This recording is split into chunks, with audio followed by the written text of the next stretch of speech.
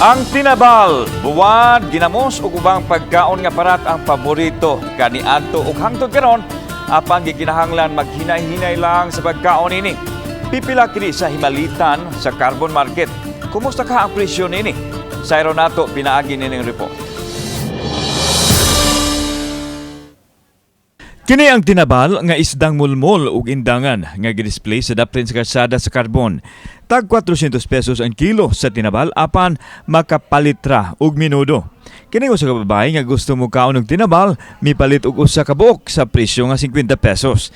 Tambalang kuno sa kamingaw sa tinabal. Kun parat ang buwad, mas level up ang kaparat sa tinabal apan lami nga makapagana sa kaon. Labi na parisan og kanon nga bugas mais. Samtang itudo na nato ang kaparat sa nagkadayang buwad nga naglakip sa mga isdang budburon, pinikas na usay bulinaw nga gagmay og dagko, tarorot nga nukos, naapay laing parat ang ginamos nga tag-usa ka gatos ang kilo. Aduna say amahong ug ang hipon. Kaning mga kuan, klase sa inani ba, kung minus pud ang presyo. Kung mahal ang nanindot ang hitsura, mahal, 300. Okay, asa maligid ka inyong stock? Sambuanga.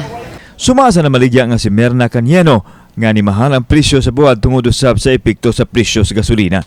Gikan pa Sambuanga ug ubang dapit sa nasod ang ilang buwad, busa gipangitaan nilang pamaagi nga dili kaayo mabug-atan ang mga suki kon may gamayng patong sa ilang baligya pinaagi sa tingi-tingi o minudo. Taas man gasolina, sir. Piktahan, sir, oy. Lahi sa una gyud panahon.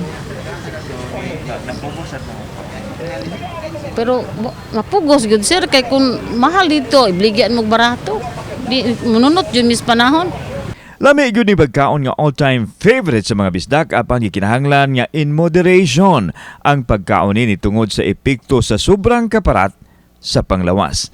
Kauban si Clover Lumayag ug Rod Prado. Ako si Alan Domingo. Balitang Bisdak.